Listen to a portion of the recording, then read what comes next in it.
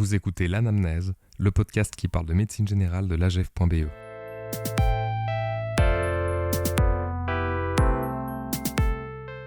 En Belgique, presque 10% de la population est atteinte de diabète. Pour les aider dans la prise en charge de leur pathologie, différents types d'accompagnement ont été mis en place en Wallonie, dont ce que l'on appelle le trajet de soins diabète de type 2.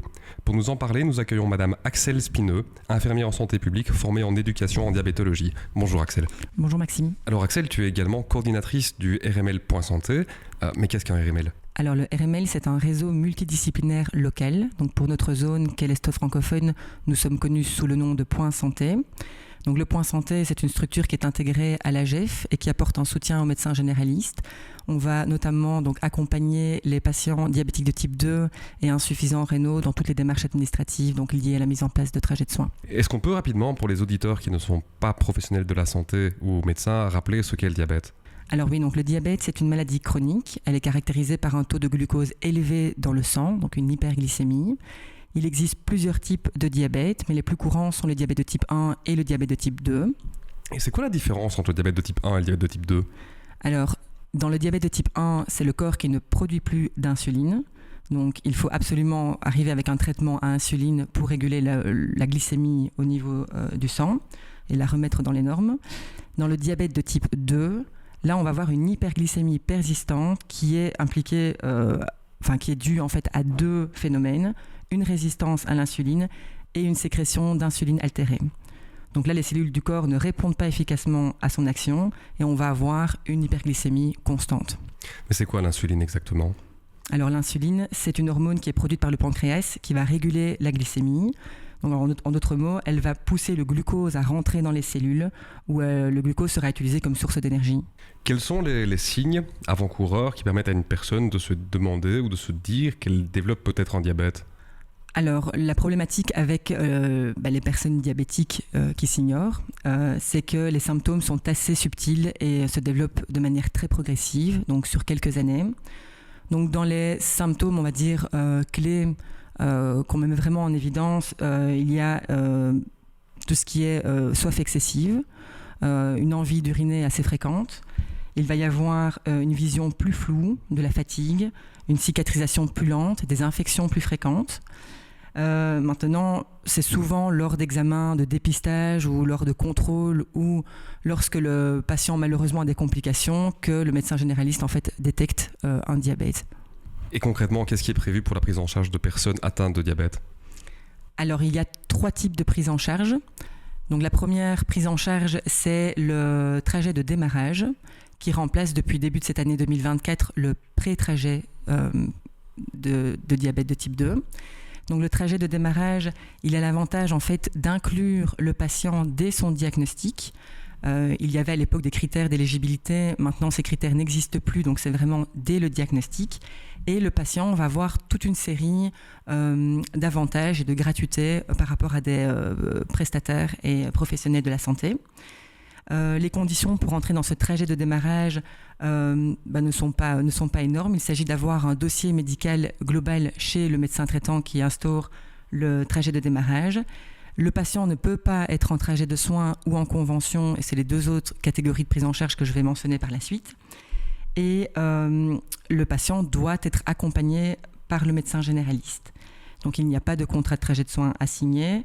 Il y a des prescriptions et des enregistrements d'objectifs qui se fait par le médecin directement en consultation, donc c'est assez simple.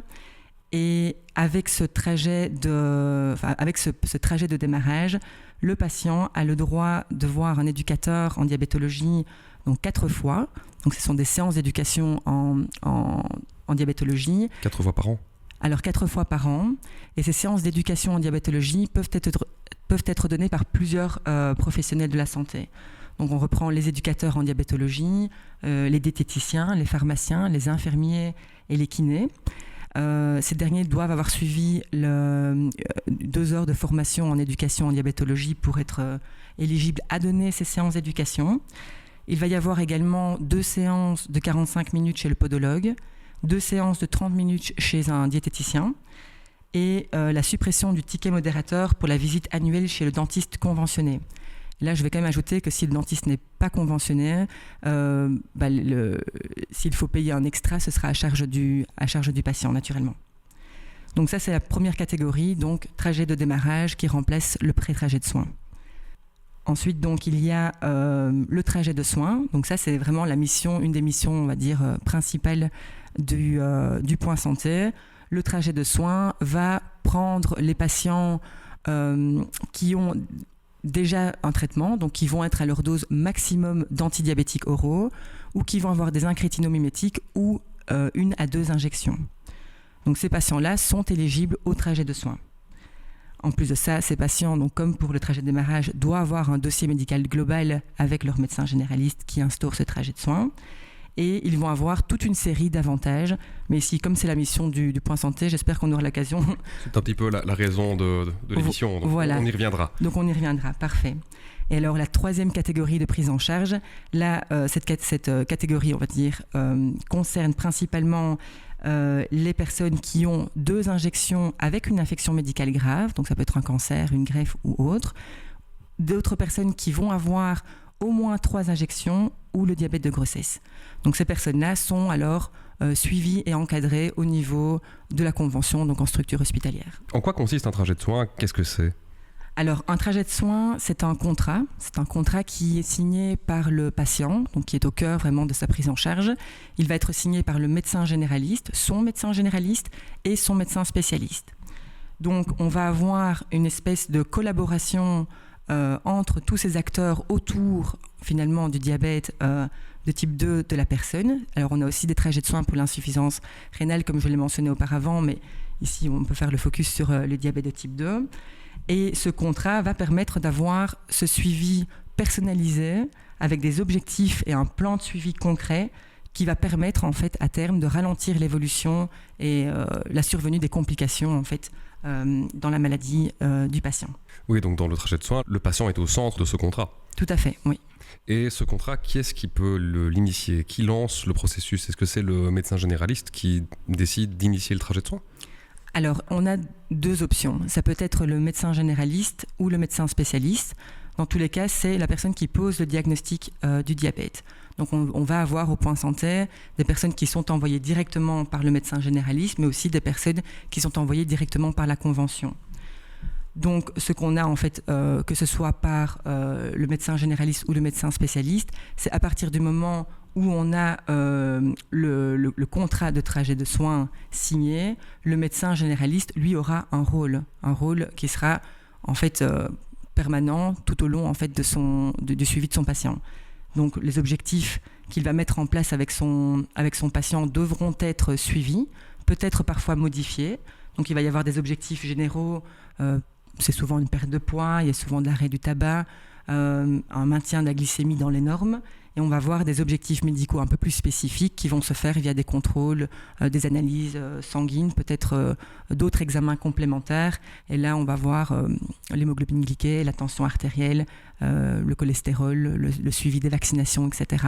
Donc le médecin traitant, s'il initie le trajet de soins, va devoir respecter donc, ces objectifs avec le patient tout au long de son trajet de soins. Et si le trajet de soins est un contrat entre le patient, le médecin généraliste et le médecin spécialiste, quelle est la place du point santé, du RML dans cette approche, dans cette aventure ? Alors, la cellule du point santé, on a pas mal d'approches en fait avec le patient, mais principalement ce qu'on fait quand le patient arrive chez nous, c'est qu'on va prendre le temps d'écouter le patient qui arrive avec sa documentation, de voir comment la personne assimile le diagnostic du diabète s'il vient de tomber ou simplement une modification de traitement ou une évolution de sa maladie chronique. On va l'écouter, on va voir si la personne a des questions, on va reparcourir des notions comme la physiopathologie du diabète, on va peut-être réexpliquer le traitement dans les grandes lignes, on va l'accompagner dans ce changement. Et on va surtout, en fonction de la documentation qu'il apporte et des démarches qu'il a déjà ou pas entreprises, on va surtout lui expliquer les différentes étapes qu'il doit suivre pour être en ordre de trajet de soins avant de pouvoir bénéficier des avantages. Donc concrètement, une personne qui arrive au point santé doit avoir son contrat de trajet de soins avec lui, qui doit être signé par le médecin généraliste ou le médecin spécialiste, dans quel cas on doit compléter ce contrat de trajet de soins par les autres signatures avant de soumettre le document à la mutuelle. Donc tout ça, évidemment, on l'explique au patient. Le document de trajet de soins doit être signé évidemment par le patient, déposé et validé par le médecin conseil de la mutuelle pour être activé. Une fois que cela est fait, on va expliquer les avantages dont a droit le patient. Donc si c'est un patient qui a des injections ou qui a un traitement d'un crétinomimétique, il va avoir un matériel d'autocontrôle gratuit. Donc on lui explique comment on procède pour pouvoir récupérer le matériel d'autocontrôle. Notamment dans ce contexte-ci, c'est via des prescriptions et un formulaire de demande de l'éducateur en diabétologie. On va lui expliquer qu'il devra remettre des ordonnances tous les 6 mois pour pouvoir avoir ses 100 lancettes et 3 x 50 tigettes tous les 6 mois. On va aussi lui expliquer qu'il peut prendre contact avec l'éducateur en diabétologie pour aller plus loin dans l'adaptation de son traitement, dans le suivi de sa glycémie, dans la connaissance de sa pathologie. On va vraiment pousser l'éducation le plus loin possible en fonction de ce que le patient peut recevoir. On va donc, nous, de notre côté, ouvrir un dossier avec les informations qui permettront, nous, d'un point de vue administratif, de continuer à suivre le patient et lui fournir des informations de dépistage, d'ateliers, d'événements particuliers sur la région de l'Est francophone. On prend contact avec l'éducateur en diabétologie pour organiser le rendez-vous pour la suite donc des 5 séances. On va faire de la prévention de complications. Donc ça, c'est un point, c'est un peu le point d'honneur aussi quand on a les consultations avec le patient, c'est de pouvoir revoir avec lui les complications liées à un diabète qui serait mal contrôlé, donc généralement sur du plus long terme. Et c'est quoi d'ailleurs les complications potentielles d'un diabète ? Alors, il peut y avoir des complications donc cérébrovasculaires, des complications liées à des maladies cardiovasculaires, une maladie rénale chronique. On peut avoir des néphropathies, des rétinopathies. Il peut y avoir aussi des ulcères au niveau des pieds, ce qu'on appelle le pied diabétique. Donc par rapport à ces complications-là, on va vraiment mettre l'accent sur la surveillance accrue des signes, on va dire un peu avant-coureurs, qui nécessitent en fait de consulter un professionnel, et on leur met déjà un peu la puce à l'oreille sur les points d'intention à avoir dans le cadre donc de leur suivi de la maladie chronique. Ah oui, donc c'est une prise en charge assez complète ? Alors très complète, mais encore plus complète, car on remet au patient un carnet dans lequel se trouve toute l'information, pratiquement toute l'information que je viens de donner durant cette capsule. Donc on va reprendre les étapes de prise en charge.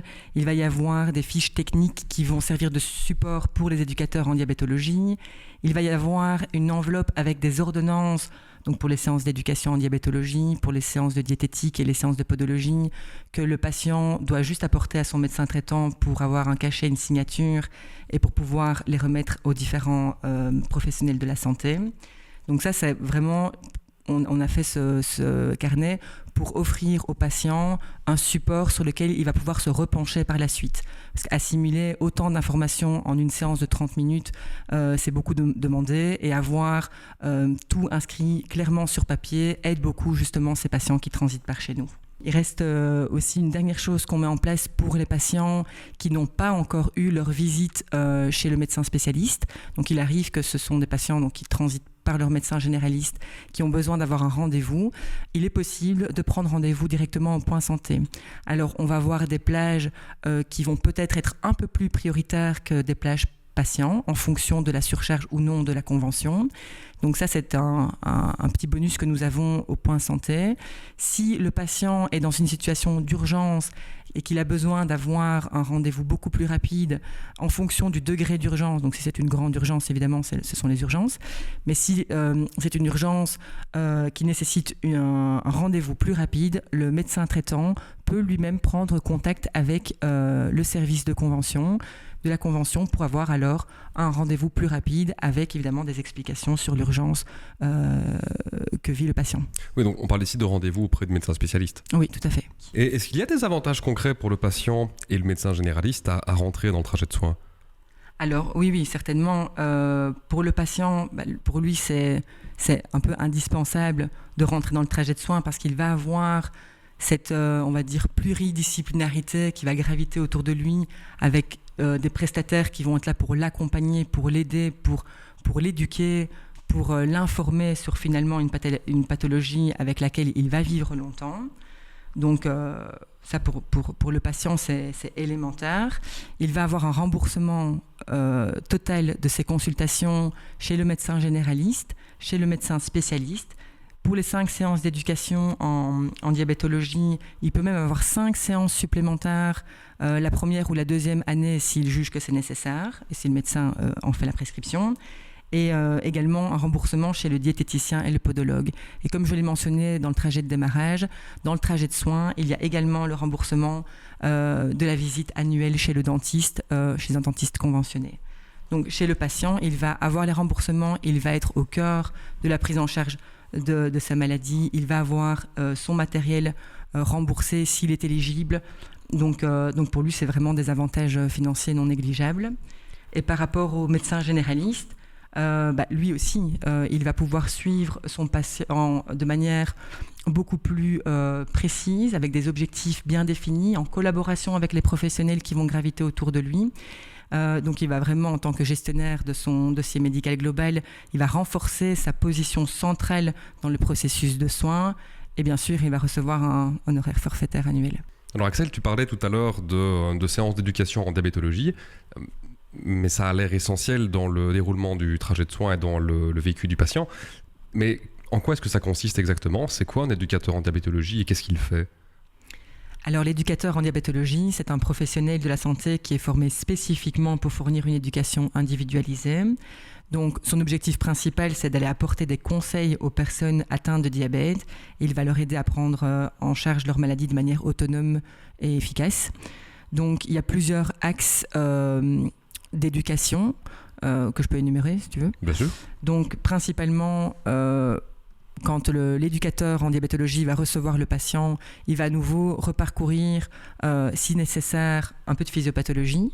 Donc il a des fiches techniques avec des dessins, ça aide beaucoup pour les personnes qui ne sont pas du tout dans le médical pour un peu expliquer à quoi sert un pancréas, comment fonctionne en fait le glucose dans les cellules, pourquoi est-ce que le diabète s'est installé, comment est-ce que ça impacte le corps. Donc là on va être beaucoup dans l'utilisation d'outils plus pédagogiques en fait. Oui, donc il y a un petit aspect de vulgarisation finalement. Oui, et qui est un peu essentiel. Maintenant, c'est vrai qu'ici au Point Santé, nous on le fait déjà un peu aussi dans un premier temps pour soulager aussi ce boulot d'éducation et surtout parce que j'ai la formation d'éducation en diabétologie.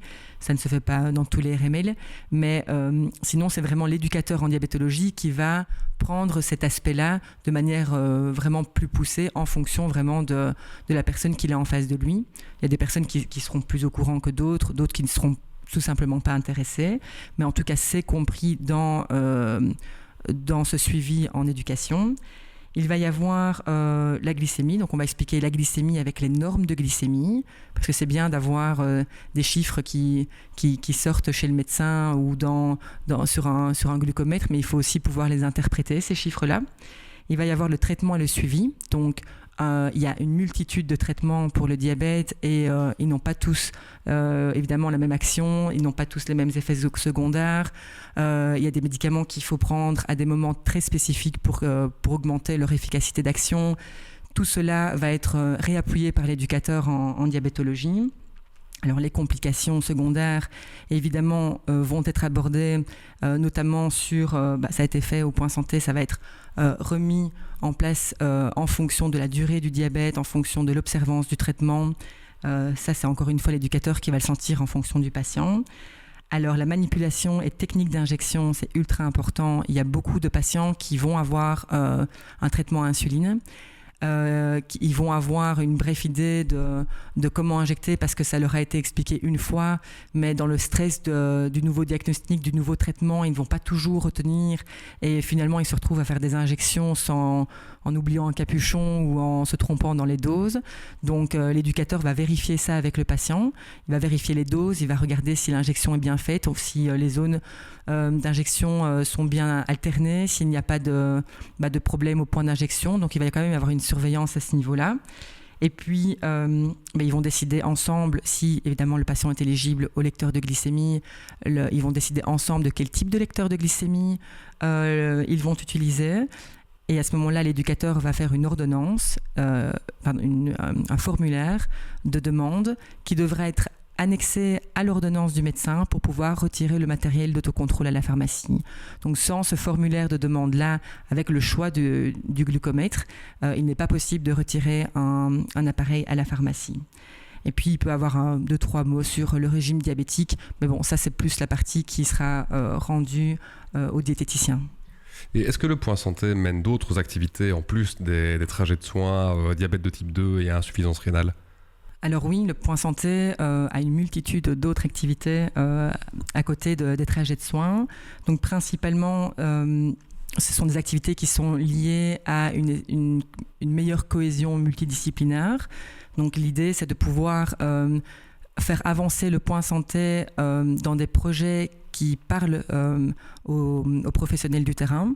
Donc on va avoir des comités de pilotage plusieurs fois à l'année, on va avoir des réunions avec les éducateurs, on va avoir des réunions avec les podologues, les diététiciens, tous les partenaires en fait finalement du réseau verviétois, et on va voir un petit peu les demandes au niveau du terrain.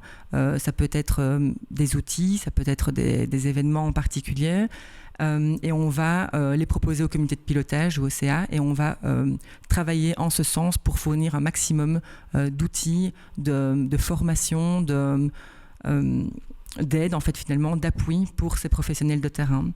Donc ici récemment notamment, on a eu l'occasion de faire plusieurs soirées à destination des professionnels. Donc on a eu une soirée sur l'empowerment du patient, qui était assez riche, parce que c'est vrai que c'est élémentaire de pouvoir mettre le patient au centre de sa prise en charge quand il a une maladie chronique. On a fait une soirée sur la prise en charge du patient diabétique qui reprenait donc les 3 catégories que j'ai mentionnées auparavant. On a fait une autre soirée sur l'insuffisance rénale chronique, puisque c'est aussi un pôle évidemment qu'on prend en charge. On fait aussi des formations pour les infirmières en maison de repos. Ça peut aussi être d'autres formations ou événements qu'on met en place pour les personnes diabétiques elles-mêmes. Donc un atelier de lecture d'étiquettes, de caddie diabétique. C'est aussi des choses qui sont fort demandées pour des personnes qui ont un diabète, parce qu'il est parfois très difficile de savoir quoi manger. Et en plus de ça, on peut faire, par exemple pour les journées mondiales du rein ou du diabète, on peut faire des séances de prévention, de promotion, de dépistage à l'intention du grand public. Et comment est-ce qu'un médecin ou un patient peut prendre contact avec vous pour plus de renseignements ou pour initier un trajet de soins ? Alors on est joignable par téléphone, par mail. Alors ils peuvent nous joindre par téléphone, par mail ou via le formulaire sur notre site web. Donc c'est www.pointsanté.be, et je vous invite à aller consulter notre page internet. C'est une mine d'or d'informations. On y retrouve tous les documents de trajet de soins, le triptyque de la prise en charge du diabète. Il va y avoir les ordonnances, donc les prescriptions que le médecin peut simplement télécharger, imprimer et signer avant de remettre à son patient, et plein d'autres informations liées au trajet de soins en général. Merci beaucoup Axel pour le temps que tu m'as accordé. Merci Maxime. Merci à vous d'avoir écouté cette émission. N'hésitez pas à nous donner votre avis, ça nous fait toujours plaisir. Vous pouvez également nous soutenir en vous abonnant et en partageant cet épisode autour de vous. On vous donne rendez-vous très bientôt pour le prochain épisode de l'Anamnèse. Au revoir.